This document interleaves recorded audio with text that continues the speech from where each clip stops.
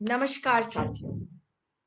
आज फिर से आपके साथ जुड़ रही हूँ, कुछ नई खबरें भी हैं, कुछ बातें ऐसी हैं जो आपको अच्छी लगेंगी आज सुनकर, लेकिन कुछ बातें ऐसी हैं जिसके बारे में आपको और मेरी जो चिंता है, उसके बारे में भी हमें सोचने की आवश्यकता होगी।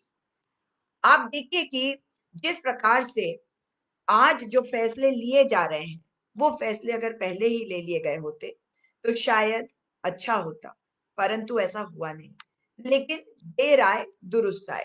जैसा कि मैं बार-बार कहती हूँ कि हमारे प्रधानमंत्री जी ने जो निर्णय अब लिए हैं, अगर वो निर्णय पहले ले लिए होते, तो ज़्यादा अच्छा होता।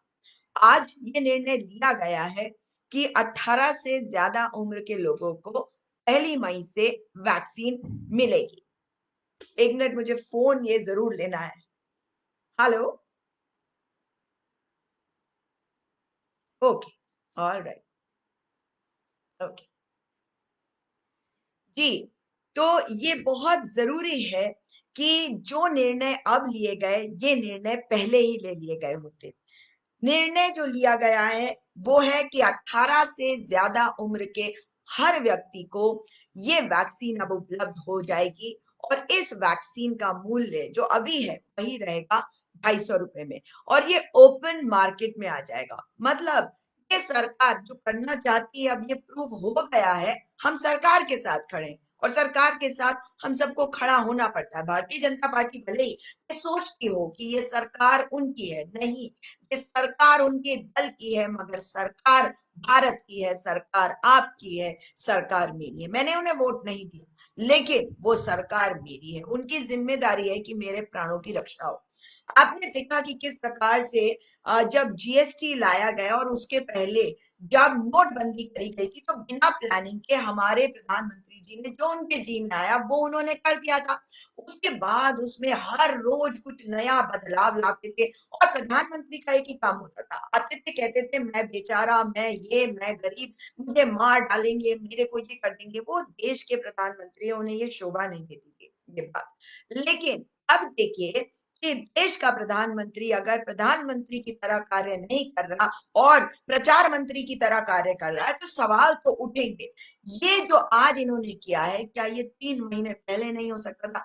जो 6 करोड़ वैक्सीन हमने दूसरे देशों को एक्सपोर्ट किया, क्या वो वैक्सीन हम अपने देश में रखते और ज़्यादा से ज़्यादा लोगों को ये वैक्सीन दे देते, तो क्या ये स्थिति कुछ हद तक हम नहीं सँभाल सकते थे? आप ये भी देखिए कि किस प्रकार से जो हॉस्पिटल्स में ऑक्सीजन की किल्लत हो रही है और आप जानते हैं, पीयूष गोयल ने क्या कहा? मंत्री हैं, अजीबो-गरीब मंत्री हैं इनके, किसी का कोई दिमाग ही नहीं है, कोई कुछ भी बोल के चला जाता है। वो राज्य सरकारों को कह रहे हैं कि आप नियंत्रण करिए, कंट्रोल करिए, किस चीज़ का? ऑक्सीजन का। भई आप उनसे क्या उम्मीद कर सकते हैं? साथियों आप मुझे बताइए, आप क्या उम्मीद कर सकते हैं? मैं तो यही उम्मीद कर सकती हूँ और वो इसलिए करती हूँ क्योंकि आप जानते हैं कि प्रधानमंत्री को ने आपको याद है कहा था, हवा में से ऑक्सीजन निकालने का तरीका ढूँढना चाहिए। शायद स्वीडिश या डेनमार्क के प्रधानमंत्री को कहा था, याद है ना आपको? तो भई उनके मंत्री तो ऐसे ही बात करेंगे कि कंट्रोल करिए और दूसरा कारण क्या है कि वो हर चीज़ को अपने पास रखना चाहते हैं, कंट्रोल रखना चाहते हैं। लेकिन साथियों एक बहुत, बहुत महत्वपूर्ण बात है, कंट्रोल इनके हाथ से निकल रहा है, कंट्रोल इनके पास से जा रहा है और समझ लीजिए कि देश शायद कोरोना से जब तक निकलेगा, तब तक शायद देश में एक और हल्की-सी किरण उम्मीद की दिखेगी कि भारतीय जनता पार्टी के चंगुल से भी निकलेगा। चंगुल कह रही हूँ मैं, चंगुल शब्द का इस्तेमाल कर रही हूँ। क्यों? क्योंकि देख लीजिए कि किस प्रकार से प्रधानमंत्री जी ने आज फिर से मतलब जो जो चीज़ करी है, ये वो पहले भी कर सकते थे, लेकिन वो पहले इसलिए नहीं कर रहे थे क्योंकि उन्हें लगता था कि हर चीज़ को पकड़ के रखना है, हर चीज़ को कंट्रोल करना है और आज आप मुझे बता दीजिए कि कंट्रोल हट गया। अब मैं बताती हूँ इनकी असलियत। ये जितनी बातें ये बता रहे हैं ना, ये सारी जो झूठी बातें बता रहे हैं, उन बातों को भी समझ लीजिए।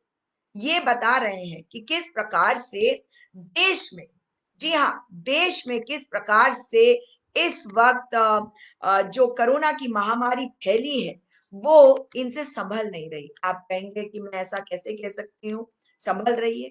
आप देखिए जाकर कि कहाँ-कहाँ पर शव जलाए जा रहे हैं, कहाँ-कहाँ पर शवों को लेकर लोग खड़े हैं, एम्बुलेंसेस के अंदर लोग बैठे हैं। ये कह रहे हैं, ये इनके नेतागण, इनके प्रवक्ता हर एक से पूछते फिरते हैं कि ये बताओ कि तुमने कितने हॉस्पिटल बनाए? तो भारतीय जनता पार्टी तो मंदिर में लगी रही, मस्जिदों को गिराने की बातें और मंदिरों को ढूँढने की बातें, इसके अलावा कुछ नहीं किया इन्होंने। जो हॉस्पिटल बने वो हॉस्पिटल किसने दिए? वो कांग्रेस की सरकारों ने दिया। इनके आने के पहले की सरकारों ने दिया। इस वजह से आज हम इस महामारी में जिस प्रकार से लड़ पा रहे हैं, लड़ रहे हैं। मगर इनको देखिए, ये तो अब शमशान घाट भी बेचने को चल पड़े हैं। जी हाँ, ये शमशान घाटों का भी निजीकरण करने की बात कर रहे हैं। अभी तक आपने सोचा कि रेल का, रेलवे स्टेशन का और आपके एयरपोर्ट्स का कर रहे हैं, ये पोर्ट्स का कर रहे हैं। नहीं, ये हर चीज़ का निजीकरण कर रहे हैं और ये बता दे रहे हैं कि किस प्रकार से इनके अंदर क्षमता नहीं है देश को सँभालने की। एक महत्वपूर्ण खबर मैं आपको बता चुकी हूँ कि किस प्रकार से जो जो हमारी सोनिया गांधी जी कह रही थी इतने दिन से, और मैं हमारी कांग्रेस पार्टी की वजह से नहीं कह रही हूँ, देश की नेता कह रही थी कि सबको वैक्सीनेट करिए, आज सरकार ने माना। यानी कि जब नोटबंदी हुई तो इन्होंने कुछ नहीं माना, जब जीएसटी लाए तब नहीं मान रहे थे, अभी भी इनके प्रवक्ता आके कहते हैं हम नहीं सुनेंगे, तुम कौन हो हमें बताने वाले? अरे तुमने क्या समझा, तुम्हारे बाप का नहीं है हिंदुस्तान, तुम्हारी ओनरशिप नहीं है, तुम्हें सिर्फ सत्ता में बिठाया सेवा करने के लिए, सेवा सेवक बनकर। You are a servant of the people. You are here to do service to the people. मगर आप सोच रहे हैं अहंकार में डूबे हुए कि ये सत्ता में आप आ गए तो देश आपकी मिल्कियत हो गई। नहीं, और यही बात मैं कह रही हूँ कि कोरोना से जब तक हम निकलेंगे तो उम्मीद की किरण ये बताती है कि देश इनके चंगुल से निकलेगा भी, क्योंकि इन्होंने जिस प्रकार से कोशिश करी हर चीज को, अरे फोबिया नहीं, जा रहा है मोदी। मोदी ने क्या किया है, राजीव सच्चर सच्चर की तरह बात न करो, जो दिख रहा है किस तरह से लोगों के घरों के जो मेंबर्स है, फैमिली मेंबर्स, उनकी मृत्यु हुई। कुछ तो शर्म करो, लोगों के घरों के मेंबर्स की मृत्यु हुई। कुंभ करा रहे थे, शर्म नहीं आ रही तुमको कि कुंभ कराने चले थे? ये शर्म नहीं आई? ये शर्म नहीं आए कि प्रचार मंत्री बनकर तुम्हारे पास नेता नहीं है, भारतीय जनता पार्टी के पास दूसरा नेता नहीं है। वो नेता है जो झूठ बोलता है, जो भ्रमित करता है, जो खाली बकबक करता है, गंदी भाषा का इस्तेमाल करता है, दीदी ओ दीदी करके, जैसे सड़क छाप लड़के लड़कियों को आवाज लगाते हैं उस तरह से बात करता है, वो भी एक स्टेज से। वो भूल जाता है कि वो केवल प्रचार मंत्री नहीं है, ये केवल भाजपा का प्रचार करने के लिए नहीं है, उसे प्रधानमंत्री बनाया है। अगर प्रधानमंत्री जी इस बात को भूलते हैं, तो भारतीय जनता पार्टी को अपने अंदर झाँकना चाहिए, क्योंकि भारतीय जनता पार्टी के जितने नेता हैं, जितने समर्थक हैं, आज वो भी देख रहे हैं। भारतीय जनता पार्टी भी देख रहे हैं कि किस प्रकार से सरकार अपना काम नहीं कर पाई। सरकार को देखिए कि ऑक्सीजन की कमी होती है, पीयूष गोयल क्या कहते हैं, नियंत्रण करो। मतलब हवा में से ऑक्सीजन बनाने की जो प्रधानमंत्री सलाह देता हो, उसका मंत्री नहीं तो बोलेगा कि लोगों को ऑक्सीजन मत दो, ऑक्सीजन अभी हमारे पास है नहीं, इसे नियंत्रण करो, लोगों की सांसों को रोक लो। अरे सब कुछ कंट्रोल करने की कोशिश में लगे थे, कुछ नहीं कर पाए, कुछ कंट्रोल नहीं कर पाए, क्योंकि जो कुछ तुम कंट्रोल कर सकते थे वो कर चुके। लेकिन अब देश डर गया, देश ने कर दिया कि बहुत हो गया। मैं आपको बता रही हूँ, ऐसे बहुत से लोग हैं जो संघ से संबंधित हैं, जिनसे मेरी बातें होती रहती है, और अब ये कहते हैं कि हमने मोदी जी की चाटुकारिता करने के लिए संघ में नहीं गए। हम बचपन से शाखा में नहीं जाते थे कि हमें एक दिन एक व्यक्ति की चाटुकारिता करनी पड़ेगी। अरे बताओ, अगर कुछ शर्म है राजीव सच्चर, तो बताओ कि मोदी जी तो प्रधानमंत्री हैं, अमित शाह आपकी पार्टी के अध्यक्ष थे। आपकी पार्टी के अध्यक्ष होने के बाद गृह मंत्री बने। अब ये बताओ कि किस मुंह से उनका बेटा धनिया पाउडर बेचता था और अब बीसीसीआई का सचिव कैसे बनाया? तुम तो पार्टी में तो डिफरेंस है हो ना, शर्म नहीं आती? बताओ कैसे बनाया, लिख के बताओ, अभी बताओ, लोगों को बताओ, जहां जहां लिख रहे हो बताओ, कमेंट करो।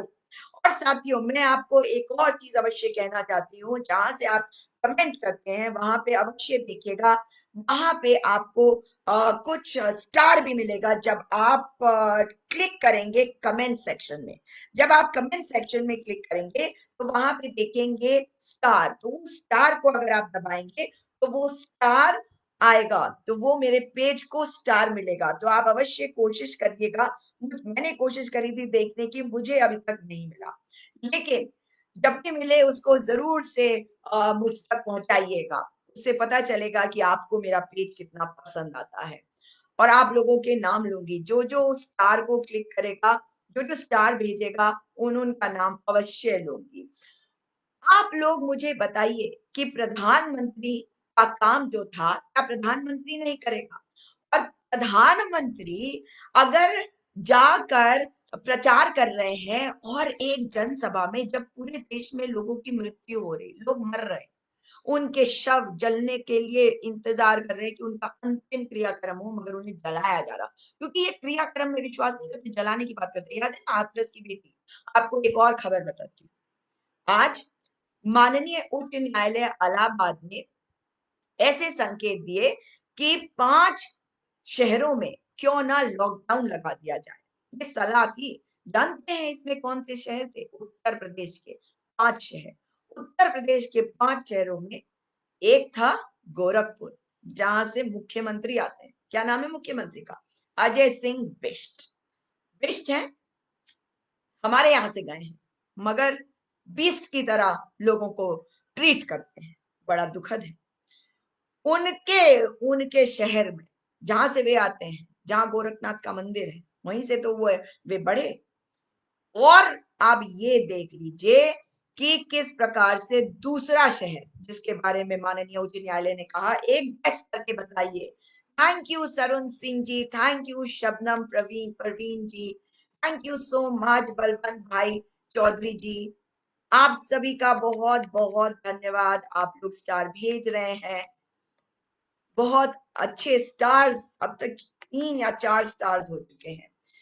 तो मैं आपको जो बात बता रही हूँ, उस चीज़ को आप अवश्य समझ लीजिए कि जो लोग कह रहे थे कि किस प्रकार से वाराणसी में बहुत विकास हो रहा है, तो वाराणसी का भी नाम, वाराणसी में मैं स्वयं कुछ लोगों को जानती हूँ, जिन्होंने अपने प्रियजनों के लिए रेमडेसिविर ढूँढने की कोशिश करी, प्लाज़्मा ढूँढने की कोशिश करी और ऑक्सीजन, मगर नहीं मिला और उनकी मृत्यु हो गई। एक मेरी बहन है, जो हमारे साथ हमेशा जुड़ती हैं, मगर आज नहीं जुड़ी, क्योंकि उनके परिवार के कुछ सदस्य दुनिया से चले गए। धन्यवाद योगेंद्र यादव जी। आप समझ लीजिए कि किस प्रकार से आज स्थितियां हो गई हैं। जो स्थिति आज देश में हो गई है, उसकी ज़िम्मेदारी किसकी है? अब ये कहते हैं कि केंद्र जो है वो ही सब कुछ करेगा। अरे महामारी है, महामारी के समय महामारी एक्ट लगा हुआ है, नेशनल डिज़ास्टर मैनेजमेंट एक्ट लगा हुआ है, तो कंट्रोल किसका होता है? कंट्रोल इस वक़्त केंद्र सरकार का, और केंद्र सरकार का अगर कंट्रोल होगा, तो केंद्र सरकार ही तो लोगों के लिए जो व्यवस्थाएँ हैं उनको ठीक करवाएगी। वही तो इस वक़्त साझा करेगी हमारे जो राज्य सरकार है उनके साथ कि अब क्या करना चाहिए, क्या नहीं करना चाहिए। अरे! भई ये जो फेक आईडीज़ आते हैं, जो नाम तो अपना लिख लेते हैं कुछ भी, लेकिन उनकी तस्वीरें यदि आप देखें, तो उनकी तस्वीरों में कुछ नहीं होता है। तो आप मुझे बताइए कि इनको कितनी मिर्ची लगती है, कितनी तकलीफ होती है जब ये देखते हैं कि किस प्रकार से ये कुछ भी नहीं कर पाए हैं। लेकिन अब आवश्यक है कि आप और मैं इस बात को भी समझें और इस चीज़ को समझें कि देश को हमने जिनके हाथों में दिया था, वे देश को सँभाल नहीं पाए। वे केवल सत्ता चाहते हैं। आज उन्हें वो सब करना पड़ रहा है, जो विपक्षी दल उन्हें कहते रहे हैं। राहुल गांधी जी राहुल गांधी जी ने आके कहा कि मैं एक भी रैली नहीं करूँगा पश्चिम बंगाल में, क्योंकि केसेस बढ़ रहे थे। और प्रधानमंत्री जी आसनसोल में क्या कह रहे थे? देखिए, इतनी भीड़ मैंने कभी देखी नहीं, कितनी भीड़, पहली बार आया तो आपने ऐसा नहीं किया, अब की बार कितनी भीड़, कितनी भीड़। बताइए ज़रा। मतलब आप मुझे ये बताइए कि क्या आप कभी सोच सकते हैं कि ऐसा कोई प्रधानमंत्री देश में आएगा, जो ये कहेगा कि भीड़ देख के मैं खुश हो रहा हूँ और इस भीड़ के कारण कोरोना बढ़ रहा है, लेकिन मुझे खुशी हो रही है कि भीड़ इकट्ठी हो रही है। आप मुझे बताइए कि क्या कोई भी ऐसा नेता आपने देखा है? पूरी दुनिया में बता दीजिए। इस वक़्त ये राजनीति करने का तरीका यही तो है। प्रधानमंत्री ने कहा था कि आपदा में अवसर, इन्होंने आपदा में अवसर ढूँढा, ये 3 काले कानून अध्यादेश के ज़रिए लेकर आए और इतने बेईमान हैं, ये भ्रष्टाचारी हैं। अगर ये भ्रष्टाचारी नहीं होते तो ये सत्ता में ना आ पाते। इन्होंने जिस प्रकार से रैलीज़ करी हैं, जिस प्रकार से अडानी और अंबानी को अमीर बनाया है, इनसे बड़ा भ्रष्टाचारी नहीं है और समय आ गया है कि ये जाएँ और ये जाएँगे, अवश्य जाएँगे। इस चीज़ को हम भी जानते हैं कि ये जाएँगे, लेकिन आपको हमेशा याद रखना है कि जब देश की बात है, तो ये केवल भाजपा के प्रधानमंत्री नहीं हैं, ये प्रधानमंत्री हैं देश के, इसलिए इनसे सवाल भी करना है, अधिकार से इनसे व्यवस्थाएँ भी लेनी है, अधिकार से अपने हिस्से का जल और अपने हिस्से की वायु और अपने हिस्से का ऑक्सीजन भी इनसे छीनना है। अगर ये ना दें, इनको बोलते रहना, ये देखिए ये कितने कितने नाकाम, नाकारे निकले, निकम्मे निकले कि ये कोई काम नहीं कर पा रही थी ये सरकार और आपको याद करा दूँ कि किस प्रकार से वो कभी भी जब भी मुँह खोलते कुछ अनाप-शनाप, अंट-शंट बकते हैं। रविशंकर प्रसाद। रविशंकर प्रसाद ने राहुल गांधी के लिए कहा कि वो फॉरेन वैक्सीन्स के लिए लॉबिंग कर रहे हैं, हमारे यहाँ लोग मर रहे हैं, बेशर्मी तो मत करो, इतने बेशर्म हो। कि लोग मर रहे हैं, हमारी 6 करोड़ वैक्सीन तुम दूसरे देशों को दे रहे हो और वो 6 करोड़ वैक्सीन अगर मिल जाती लोगों को, तो और भी बहुत सारे लोग सुरक्षित हो जाते। भई तुम जाओगे और तमाम तरह की रैली करोगे, कुंभ करवाओगे। अरे! पिछले साल भी लोगों ने आपकी बात मानी थी ना। इस बार अगर हम कुंभ ना कराते या कुंभ को एक सीमित तरीके से करा देते, तो क्या हमारे सन्यासी संत जो हैं बात ना मानते? या आपकी कोई सुनता नहीं? भाई एक ही बात है ना, इनके कहने का मतलब है कि इनकी कोई सुनता नहीं। देश कैसे चलाएँगे, देश चलाना इनको नहीं आता और ये बात ये स्वयं भी मानते हैं। इस चीज़ को आप भी समझ लीजिए। अगर आप इस बात को मानते हैं, इस बात को समझते हैं, तो इस चीज़ को समझिए कि जो भी नेता होता है, वो आपके द्वारा आपके लिए और आपकी सेवा के लिए चुना जाता है। प्रधानमंत्री अपना धर्म भूल जाते हैं। जब ज़रूरत होती है कहते हैं मैं तो सबके साथ निष्पक्षता से व्यवहार करता हूँ। मगर जब बात करते हैं लोगों के बारे में, तो बताते हैं कि विपक्ष ये है, विपक्ष की तो सुननी पड़ती है।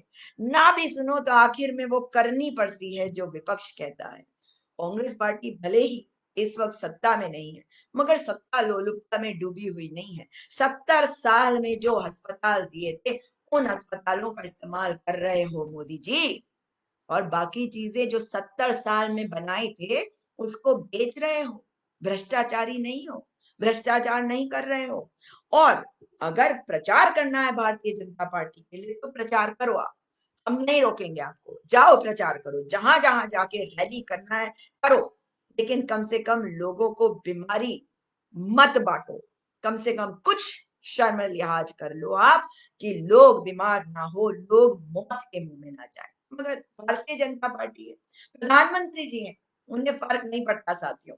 उन्हें कोई लेना-देना नहीं कि आपके साथ क्या हो रहा है, क्योंकि उनका तो काम है कि वो सब करते रहें, लोगों को भ्रमित करते रहें। अब नहीं हो रहा भक्तों, नहीं हो रहा अंधभक्तों, गाली बको, अब तुम्हें उल्टी गाली पड़ेगी। अभी तो रुको, इंतज़ार करो। अभी ये जो फेक आईडीज़ और ट्रोल आर्मी के पीछे छुपे हुए हो ना, इंतज़ार करो। जहाँ-जहाँ जाओगे वहाँ-वहाँ पिटोगे, वहाँ-वहाँ मार खाओगे। भारतीय जनता पार्टी के लिए कई कई गाँव तक में लिखा गया है कि यहाँ पे भाजपा का कोई नेता ना आए। याद है ना संजीव बालियान के साथ क्या हुआ? फिर उसने अपनी सत्ता का किस प्रकार से दुरुपयोग किया था, वो भी हमने देखा था। याद है ना आपको? लेकिन भारतीय जनता पार्टी है, सीखेगी नहीं। भारतीय जनता पार्टी अहंकार में डूबी पार्टी है, कहते हैं हमें कुछ नहीं, हमें सब आता है।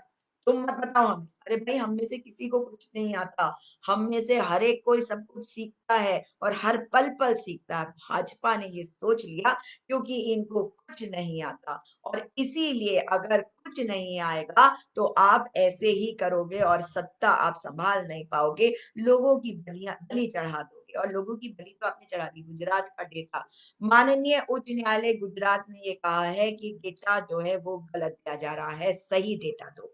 टेस्टिंग टेस्टिंग करवाओ, वैक्सीन बढ़वाओ, वैक्सीनेट करो, गरीब-गरीब लोगों को वैक्सीनेट करो, गरीब-गरीब लोगों तक पहुँचो। अगर उनके पास आधार कार्ड नहीं है, तो इस वक़्त सीएए की बात नहीं करोगे, बात करना भी मत, वरना इतना मार खाओगे जनता से, पब्लिक जो है ना, ये जनता जनार्दन होती है और समय आए तो पकड़ के पीट-पीट कर बिल्कुल नेस्तनाबूद कर देती है और कर रही है। प्रधानमंत्री जी के चेहरे को आप लोग देखिएगा कि किस तरह से टेंशन में है वो और इसलिए टेंशन में है क्योंकि वो जानते हैं कि वो देश को सँभाल नहीं पाए और लोग उनको पहचान रहे हैं, सत्ता उनके हाथ से जा रही है और बंगाल में ये नहीं आ रहे हैं। लेकिन धर्म की राजनीति करने वाले को भगवान भी माफ़ नहीं करते। मैं इनके अंधभक्तों को एक और चीज़ कहना चाहती हूँ, राम मंदिर की बड़ी-बड़ी बातें करते हो, वो सबकी आस्था का केंद्र है। मंदिरों का अधिग्रहण करते हो, जैसे उत्तराखंड के 51 मंदिरों का किया, केदारनाथ बद्रीनाथ माँ यमुनोत्री, गंगोत्री यहाँ सबको अधिग्रहण कर लिया है, बेशर्मों! उसके बाद तुम्हारा दूसरा मुख्यमंत्री आया, बदल दिया ना क्योंकि मुख्यमंत्री के ऊपर ठीकरा फोड़ना था क्योंकि जो निर्देश थे वो तो प्रधानमंत्री ने दिए थे, गृह मंत्री ने दिए थे, अब जब वो चली नहीं, जब लगा कि हर जगह से सत्ता जा रही है तो दिखाओ जी तोड़ो कैसे।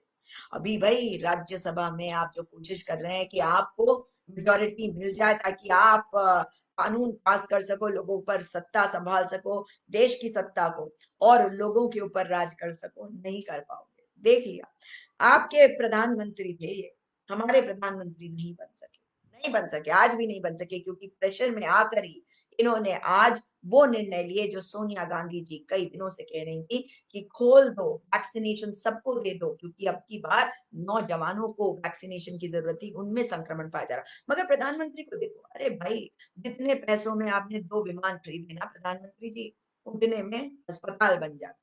जितने पैसे बर्बाद करे ना सरदार पटेल की मूर्ति बनाने में वो वाली जहाँ कोई जाता नहीं है। जहाँ पे सब कुछ सूखा-सूखा पड़ा हुआ है या पानी कभी बहुत आ जाता है, जहाँ सिस्टम बिल्कुल बिगाड़ रखा है आपने। उस पैसे से अगर देश के लिए आपने अस्पताल बना दिए होते तो आज ये स्थिति नहीं होती। इतने झूठे हैं ये भारतीय जनता पार्टी वाले, बार-बार कहते हैं कि देश में बहुत कुछ हुआ है, इतने हॉस्पिटल बेड नहीं थे, ऑक्सीजन नहीं था, पीपीई किट नहीं थे। अरे तो किसी भी देश में नहीं था ना भाई साथियों, है कि नहीं?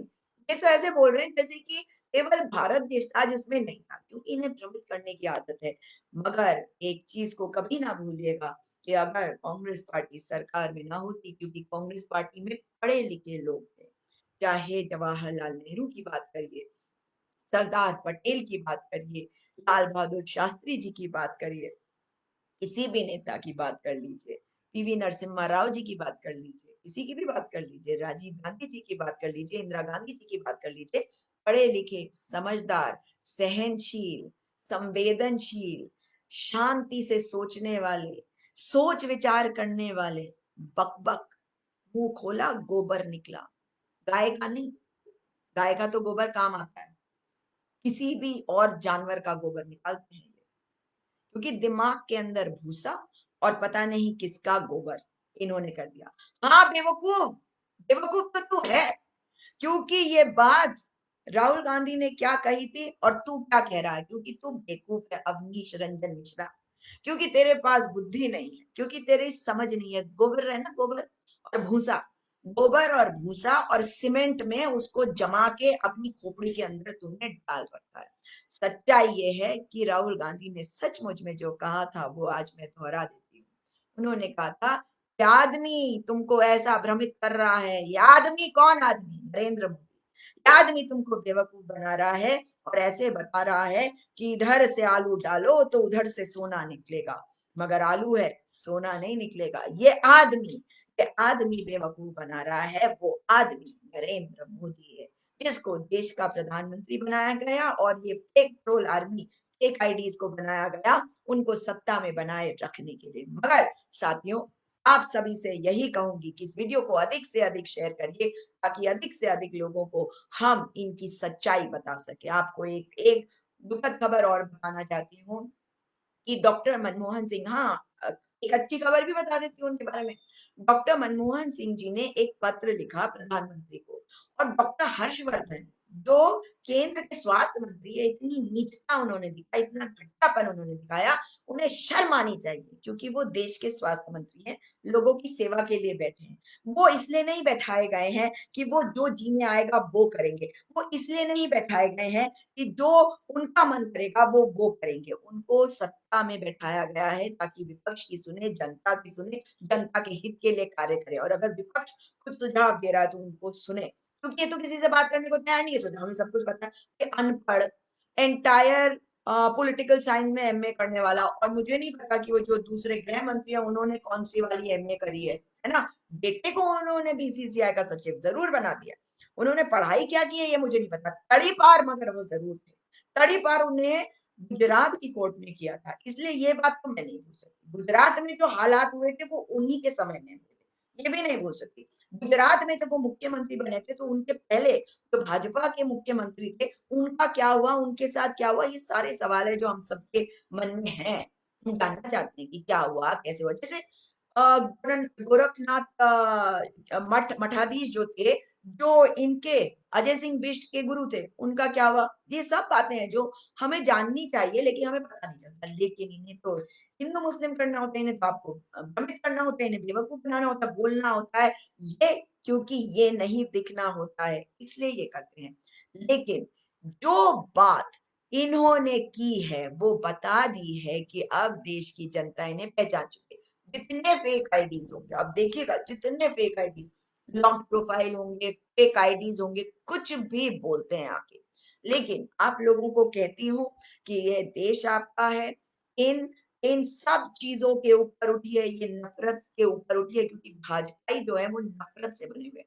आज एक डिबेट में देख रही थी, हर एक के मुँह पे मतलब ना चिड़ंकू मल, मतलब चंटू, चिंपू, चिंटू, चंटू और चंट माल है, और दिमाग खुरापात से भरा हुआ कि क्या बोलो, कैसे करो, मतलब लड़ने को तैयार, किसी की नहीं सुनने को तैयार। तो मैं बता रही थी आपको कि किस प्रकार से अ, डॉक्टर मनमोहन सिंह जी ने एक चिट्ठी लिखी थी, उसमें सुझाव दिए थे, और बेशर्मी की पराकाष्ठा दिखाते हुए डॉक्टर हर्षवर्धन ने ऐसे दिखाया कि जैसे उन्हें सब कुछ पता है। डॉक्टर हर्षवर्धन, क्या आपको सचमुच में सब कुछ पता है? आप तो साइंस स्टूडेंट हैं, आप डॉक्टर हैं। इनके तो एक डॉक्टर के बारे में ये भी मुझे खबर मिली थी कि कैसे उनके बड़े-बड़े अस्पताल है, और वहाँ पे मेरे ही जानने वाले के साथ कुछ हो रहा था नोएडा के अस्पताल में। किसी दिन बताऊँगी, बताऊँगी। मतलब महिला डॉक्टर्स के साथ कुछ भी आप सोचते हैं कि कर लेंगे, है ना? तो खबरें तो हम तक भी आती है। सत्ता में कब तक रहेंगे? जब सत्ता से जाएँगे तो हर चीज़ खुलेगी आपकी।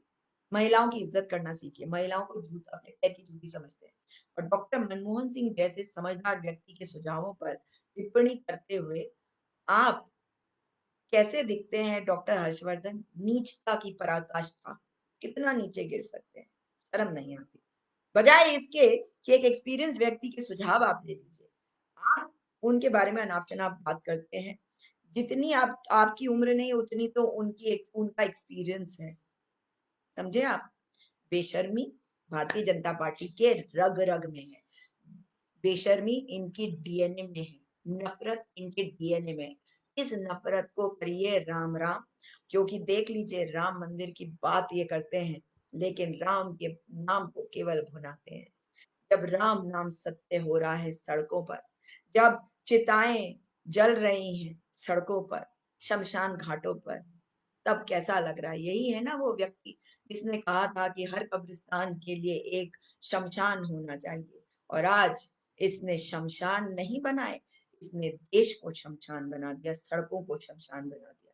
आइए मिलकर कोरोना से लड़ें, ताकि देश में हर व्यक्ति सुरक्षित रहे। बाहर मत जाइए, लॉकडाउन जहाँ हो रहा है, नियमों, कायदों का पालन करिए, क्योंकि ये आपके हित में है। अब पहली मई से हर उम्र के व्यक्ति को कहूँगी कि आप वैक्सीन अवश्य लगवाइए। आज 2 लोगों को लेके गई वैक्सीनेशन के लिए तो मना कर दिया गया क्योंकि अ, जो 1977 बॉर्न लोग हैं अ, उन तक ये वैक्सीन दी जा रही है। मगर खुशी की बात है कि पहली मई से सबको वैक्सीन मिलेगी। उम्मीद कर रही हूँ कि कहीं पर भी ऑक्सीजन की कमी से कोई अपनी जान ना गँवाए। जितनी मदद कर सकते हैं करें और मैं उन सभी बहनों को, उन सभी भाइयों को कहना चाहती हूँ कि सरकार के बारे में अलग सोचिए। लेकिन अगर आपको कोविड हुआ है और आपके प्लाज़्मा से किसी की जान बच सकती है, तो साथियों कृपा करके आप आगे आइए। ये मत सोचिए कि ये हिंदू है, ये मुसलमान है।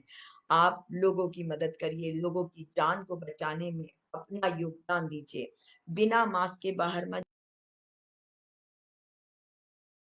हमारे देश में जो कोरोना वायरस का वेरिएशन आया उसमें 2 म्यूटेंट्स आए हैं।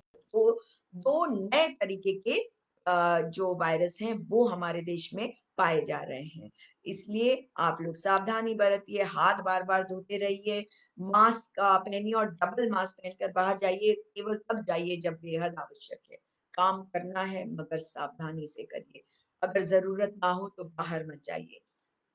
कितने लोग किसी और पार्टी के हों लेकिन अगर उसे मदद की ज़रूरत हो, तो उसकी मदद अवश्य करिएगा।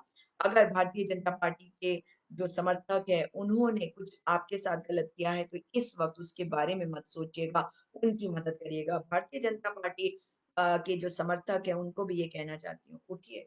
आप लोग कहते हैं कि आप हिंदू हैं, हिंदू नहीं हिंदुत्ववादी हैं। तो अगर सचमुच में हिंदुत्ववादी में कुछ भी अच्छा है, हिंदू में तो सब कुछ अच्छा है। पर हिंदुत्ववादी में क्या अच्छा है? समय आ गया है कि आप ये दिखाइए, लोगों की मदद करिए, लोगों की सेवा करिए, ताकि कोई भी व्यक्ति जो है, वो अपनी जान ना गँवाए, इस बात से कि कोई उसकी मदद करने के लिए नहीं आया। दोबारा आपसे मुलाकात होगी, इस वीडियो को अधिक से अधिक शेयर करिएगा और इसमें जितने स्टार आप भेज सकते हैं, उन स्टार्स को अवश्य भेजिएगा। आप जहाँ पे कमेंट करते हैं, वहाँ जाइएगा और जो स्टार है, उसको क्लिक करिए और फिर मैं आपको दिखाना चाहती हूँ जाने के पहले कि मैं स्टार किसको कह रही हूँ। शायद यही है स्टार, मगर मुझे पूरा पक्का यकीन तो नहीं है, लेकिन फिर भी बता रही हूँ कि शायद इसी को कहा जा रहा है स्टार। इसको ज़रूर से डालिएगा। दोबारा आपसे मुलाकात होगी। नमस्कार, खुश रहिए, सुरक्षित रहिए, दूसरों की मदद करिए। देश जीतेगा क्योंकि हम सब दोबारा से साथ आ चुके हैं। भाजपा जो हमें विभाजित कर रही थी, वो अब हार चुकी है। सत्ता में है, सरकार में है, उनसे डिमांड करते रहना पड़ेगा मगर उनका समर्थन भी करना पड़ेगा, उनका सहयोग भी करना पड़ेगा। जब भी वे सही करें, गलत करें तो उनको बताना होगा सकारात्मक रूप से। दोबारा मुलाकात होगी। इस वीडियो को अधिक से अधिक शेयर करिएगा। नमस्कार, जय हिंद।